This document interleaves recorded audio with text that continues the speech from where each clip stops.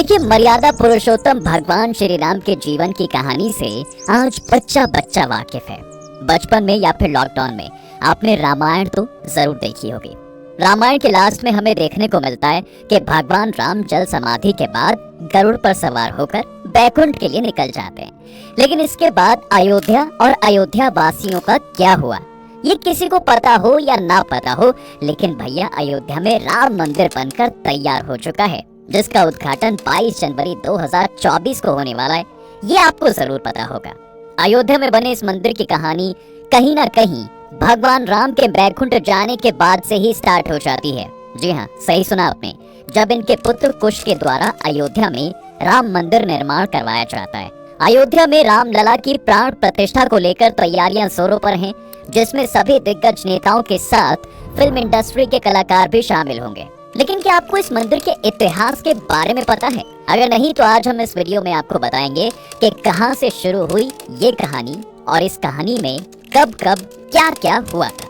अब इस कहानी को शुरू करने से पहले देखिए, भगवान राम के बैकुंठ जाने के बाद इनकी 44 पीढ़ियों ने अयोध्या पर राज किया। जब राम के पुत्र कुश अयोध्या के राजा थे तो इन्होंने भगवान राम की जन्म स्थली पर एक जन्मभूमि मंदिर के साथ साथ कई छोटे छोटे मंदिर बनवाए। समय के साथ साथ इन मंदिरों की हालत जर्जर होती चली गई, जिन्हें बाद में 57 ईस्वी पूर्व के आसपास उज्जैन के राजा यानी विक्रमादित्य जी ने रेनोवेट करवाया। लेकिन अप्रैल 1526 में बाबर के भारत आने के बाद मुगल शासन की शुरुआत होती है। 1528 से 29 में बाबर अयोध्या जाता है तो अपने सेनापति मीर बाकी से मंदिरों को तोड़कर मस्जिद बनवाने का आदेश दे देता है। तो मीर बाकी मंदिरों को तोड़कर मस्जिद बनवा देता है और हिंदुओं के अंदर आने पर रोक लगा देता है। और फिर लगभग 190 साल बाद यानी 1717 ई में आमेर के राजा जयसिंह द्वितीय मस्जिद के बाहर जमीन देखकर आंगन में एक चबूतरा बनवाते हैं, जहां पर राम लला की मूर्ति को स्थापित किया जाता है। अब यहाँ होता क्या है कि मस्जिद के अंदर तो मुस्लिम नमाज करते थे, जबकि बाहर चबूतरे पर हिंदू भगवान राम की पूजा किया करते थे। ऐसा कई सालों तक चलता रहा और फिर 1853 में भारत के 14 सांप्रदायिक अखाड़ों में से एक निर्मोही अखाड़ा ने क्लेम किया कि इस मस्जिद की जगह पर राम मंदिर था, जिसको बाबर के समय में तोड़कर मस्जिद बना दी गई थी। अब हम यहाँ पर फिर से राम मंदिर बनाएंगे। मुसलमानों के द्वारा इसका विरोध किया जाता है और फिर यहीं से हिंदू और मुसलमानों के बीच में लड़ाई शुरू हो जाती है। कई जगह पर दंगे होते हैं। इन दंगों को रोकने के लिए 1859 में ब्रिटिश सरकार चबूतरा और मस्जिद के बीच में एक फेंसिंग करवा देती है, जिससे ये मामला कुछ सालों के लिए तो सुलझ जाता है। अब होता क्या है कि 1885 में निर्माही अखाड़ा के महंत यानी रघुबर दास फैजाबाद डिस्ट्रिक्ट कोर्ट में राम चबूतरे पर छतरी बनाने के लिए अपील करते हैं, लेकिन उनकी अपील को खारिज कर दिया जाता है। अपील के खारिज होने से हिंदू कम्युनिटी में रोष की स्थिति पैदा हो जाती है और जगह जगह हिंसा शुरू हो जाती है। इस हिंसा में मस्जिद और राम चबूतरे के बीच बनी फेंसिंग के साथ साथ मस्जिद की दीवार को तोड़ दिया जाता है। ब्रिटिश सरकार द्वारा दीवार को फिर से बनवाने के साथ एक रूल बनता है कि मस्जिद को केवल जुम्मे की नमाज के लिए ही खोला जाएगा और फिर भारत देश के आजाद होने तक यही व्यवस्था जो है चलती रही थी। लेकिन आजादी के 2 साल बाद यानी 23 दिसंबर 1949 को सुबह होते ही हिंदू समुदाय द्वारा मस्जिद के अंदर घंटियों और शंखों की आवाज के साथ पूजा की जाती है, जिससे भीड़ एकत्र हो जाती है। हिंदुओं की भीड़ पूजा करने के लिए तो मुसलमानों की भीड़ इसका विरोध करने के लिए एकजुट हो जाती है और फिर से एक बार विद्रोह की सिचुएशन बन जाती है। अब देखिए, इतनी भीड़ में पुलिस भी कुछ नहीं कर सकती थी, तो वहाँ के डिस्ट्रिक्ट मजिस्ट्रेट के नायर इसकी जानकारी प्राइम मिनिस्टर ऑफिस को दे देते हैं। जब ये मामला दिल्ली पहुंचता है तो इस समय प्रधानमंत्री जवाहरलाल नेहरू थे। नेहरू जी पीएमओ ऑफिस से के नायर को एक आदेश पारित करके कहते हैं कि जबरदस्ती करके किसी चीज को हथियाना गलत है। मूर्ति को तुरंत मस्जिद से निकालकर बाहर किया जाना चाहिए। इसके जवाब में के नायर पीएम को एक लेटर लिखकर कहते हैं कि यहाँ की सिचुएशन को देखते हुए मूर्ति को किसी भी हालत में बाहर नहीं निकाला जा सकता, क्योंकि यहाँ के पुजारियों का मानना है कि बिना पूजा हवन किए मूर्ति को वहाँ से उठाया तो पाप लगेगा। अब पीएमओ की तरफ से के नायर के पास एक रिप्लाई आता है कि आपको जो आदेश दिया गया है उसका पालन कीजिए और मूर्ति को बाहर निकालिए। तो इस आदेश के जवाब में के नायर पीएमओ को 2 सुझाव लिखकर भेजते हैं। पहला तो ये कि यहाँ पर सिचुएशन आउट ऑफ कंट्रोल है, मस्जिद की सुरक्षा और लोगों की भीड़ को देखते हुए मस्जिद के बाहर एक जालीनुमा गेट लगाना होगा जिससे मस्जिद को कोई नुकसान नहीं होगा और सभी लोग बाहर से दर्शन कर पाएंगे। और दूसरा ये कि इस मामले को कोर्ट को सौंप देना चाहिए, जिससे कोर्ट का मामला आने तक सब लोग शांत रहेंगे। अब इन सुझावों के साथ ही के नायर ने अपना रिजाइन भी दे दिया।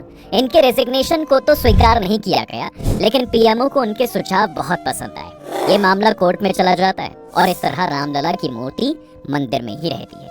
अब भैया हिंदू पक्ष से तो निर्मोही अखाड़ा और मुस्लिम पक्ष से सुन्नी वक्फ बोर्ड दोनों के द्वारा एक केस फाइल किया जाता है, जिसमें निर्मोही अखाड़ा कहता है कि यहाँ पर शुरुआत से ही राम मंदिर था और अब तो मूर्ति भी निकल आई है, तो इसका पूरा अधिकार हमें दे दिया जाए ताकि हम यहाँ पर राम मंदिर बना सकें। वहीं सुन्नी वक्फ बोर्ड दावा करता है कि यहाँ पर शुरुआत से ही मस्जिद रही है, इसका पूरा कंट्रोल हमें मिलना चाहिए। तकरीबन 20 से 25 साल तक ये दोनों केस कोर्ट में रहते हैं।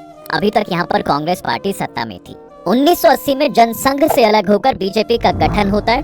बताया जाता है कि बीजेपी के गठन के बाद विश्व हिंदू परिषद, शिवसेना, बजरंग दल और आरएसएस जैसे सभी हिंदू दल एक्टिव हो जाते हैं और 1984 में विश्व हिंदू परिषद द्वारा एक धर्म संसद का आह्वान किया जाता है, जिसमें बीजेपी के बड़े बड़े नेता लाल कृष्ण आडवाणी, मुरली मनोहर जोशी ये लोग भी शामिल होते हैं। इस धर्म संसद में विश्व हिंदू परिषद के प्रेसिडेंट अशोक सिंघल ऐलान करते हैं कि भाई राम मंदिर बनेगा और जरूर बनेगा। अब इस मंदिर को बनाने के लिए पूरे देश से ईंटें मंगवाई जाएंगी।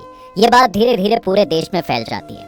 1984 ये वही साल था जब इंदिरा गांधी की मौत हुई थी और कांग्रेस की कमान उनके पुत्र राजीव गांधी को सौंपी गई थी। अब यहाँ होता क्या है कि बीजेपी तो खुलकर राम मंदिर के सपोर्ट में बोल रही थी, जिससे सभी हिंदू बीजेपी को सपोर्ट कर रहे थे। और इसी बीच 1986 में राम मंदिर के गेट खुलवाने का एक मामला कोर्ट में आता है, तो राजीव गांधी हिंदुओं का विश्वास जीतने के लिए 1 घंटे के अंदर मंदिर के गेट खुलवा देते हैं। इस न्यूज को दूरदर्शन के माध्यम से पूरे देश में ब्रॉडकास्ट किया जाता है। इससे मुस्लिम दल कांग्रेस से नाराज हो जाते हैं और सभी मुस्लिम नेता मिलकर कांग्रेस का विरोध करने के लिए बाबरी मस्जिद एक्शन कमेटी बनाते हैं, जिसका परिणाम ये होता है कि भैया कांग्रेस 1989 का चुनाव हार जाती है। राम मंदिर के सपोर्ट में होने की वजह से बीजेपी को इस चुनाव में फायदा मिलता है। जहां 1984 में बीजेपी को मात्र 2 सीटें मिली थी, अब 1989 चुनाव में 85 सीटें मिलती हैं। नेशनल फ्रंट के नेता वीपी सिंह बीजेपी का सपोर्ट लेकर प्राइम मिनिस्टर बनते हैं। नेशनल फ्रंट की सरकार बनने के बाद बीजेपी के नेता लाल कृष्ण आडवाणी ऐलान करते हैं कि राम मंदिर के सपोर्ट में गुजरात के सोमनाथ से लेकर उत्तर प्रदेश के अयोध्या तक पूरे 10,000 किलोमीटर तक रथ यात्रा निकाली जाएगी, जो 30 अक्टूबर को अयोध्या पहुंचेगी। अब गुजरात और राम मंदिर की चर्चा हो और नरेंद्र मोदी जी का नाम ना आए, ये तो हो ही नहीं सकता। जी हाँ, बिल्कुल, इस यात्रा में गुजरात से मोदी जी भी शामिल हुए थे। इस समय मोदी जी की उम्र महज 40 साल थी। कहा जाता है कि गुजरात में इस यात्रा के प्रबंधन में मोदी जी का अहम योगदान रहा। और फिर 25 सितंबर 1990 को सोमनाथ से यात्रा स्टार्ट होती है, जिसे कई राज्यों से होते हुए अयोध्या पहुंचना था। लेकिन इस यात्रा का विरोध किया जाता है और जहां जहां से भी ये यात्रा निकलती है, वहां इस यात्रा का विरोध शुरू हो जाता है। कई राज्यों में विरोध के बाद जब 23 अक्टूबर 1990 को ये यात्रा बिहार के समस्तीपुर में पहुंची, तो बिहार के चीफ मिनिस्टर और नेशनल फ्रंट पार्टी के सपोर्टर लालू प्रसाद यादव समस्तीपुर के डीआईजी को आदेश देते हैं कि इस यात्रा को रोक दिया जाए और लाल कृष्ण आडवाणी को अरेस्ट किया जाए। होता भी कुछ ऐसा ही है कि भैया डीआईजी के द्वारा बीजेपी के कुछ नेताओं के साथ आडवाणी को गिरफ्तार कर लिया जाता है और 12 दिन तक इन्हें सिंचाई विभाग के पोस्ट ऑफिस में रखा जाता है। दरअसल यात्रा शुरू होने से पहले आडवाणी ने ये कहा था कि देखता हूँ किसने माई का दूध पिया है जो मेरी रथ यात्रा रोकेगा। अब यही वजह थी कि लालू यादव ने नेहले पर दहला मारकर आडवाणी को गिरफ्तार करवाया और कहा कि मैंने माँ और भैंस दोनों का दूध पिया है। इस गिरफ्तारी का परिणाम ये होता है कि भैया जैसे ही ये खबर दिल्ली पहुंचती है, तो बीजेपी वीपी सिंह गवर्नमेंट ने अपना समर्थन वापस ले लिया और जिससे वीपी सिंह की सरकार गिर जाती है। अब रथ यात्रा के बीच में हुए दंगों से नाराज होकर 30 अक्टूबर 1990 को बड़ी संख्या में कार सेवक अयोध्या पहुंचते हैं और मस्जिद के ऊपर चढ़कर अपना झंडा लगा देते हैं, जिससे हालात और खराब हो जाते हैं।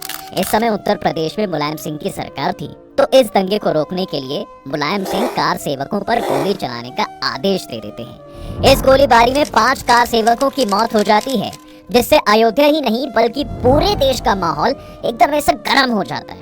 उमा भारती, अशोक सिंघल और स्वामी वामदेवी जैसे बड़े हिंदूवादी नेता अलग अलग दिशाओं से 5-5 हजार कार सेवकों के साथ गुस्से से भरे हुए हनुमानगढ़ी की ओर बढ़ते हैं। गुस्साई हुई भीड़ को देखकर पुलिस फायरिंग शुरू कर देती है, जिसमें कई कार सेवक मारे जाते हैं और फिर इनकी लाशों को रखकर विरोध प्रदर्शन किया जाता है और मुलायम सिंह यादव को मुल्ला मुलायम का टाइटल दे दिया जाता है।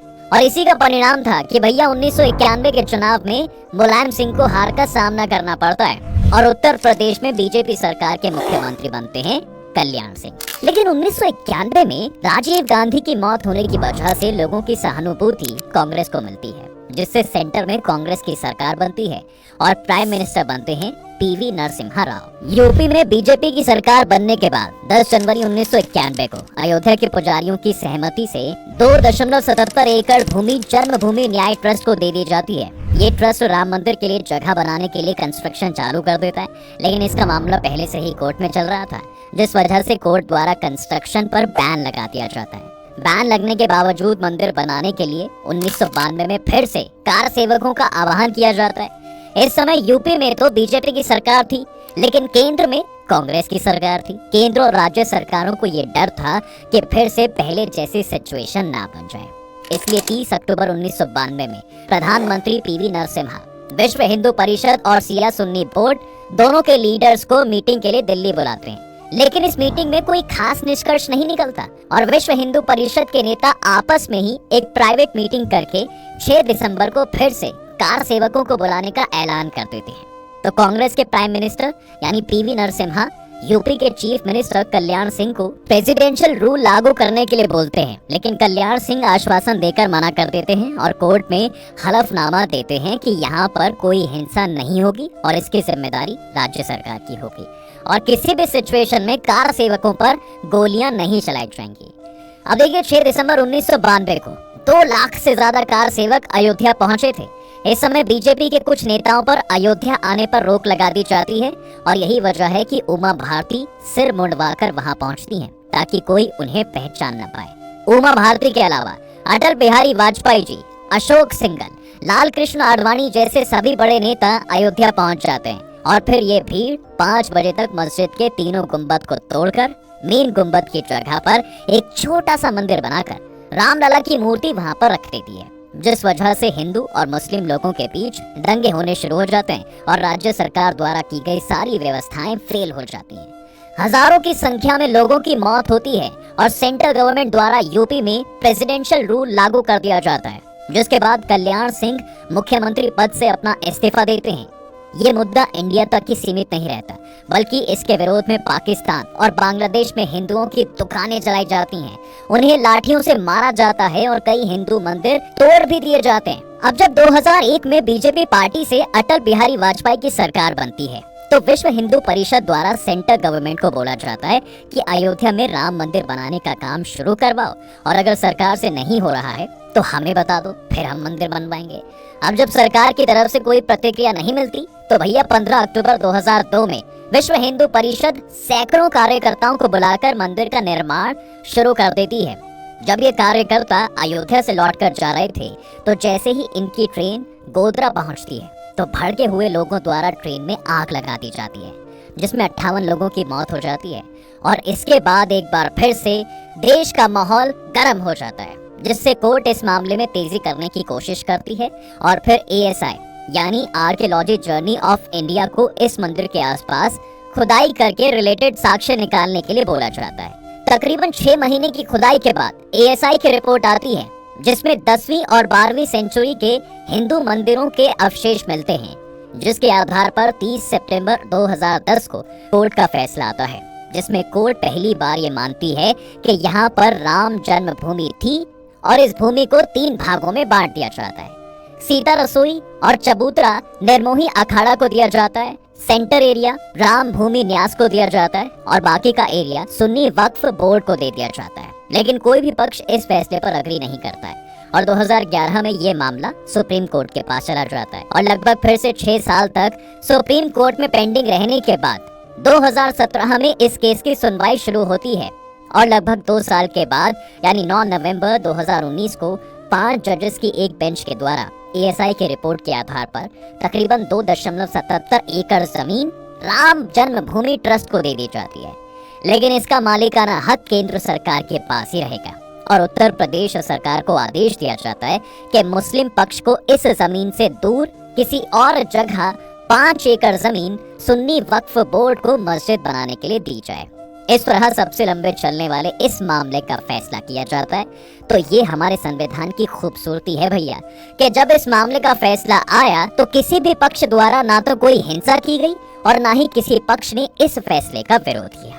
और फिर 5 अगस्त 2020 को प्रधानमंत्री नरेंद्र मोदी अयोध्या पहुंचकर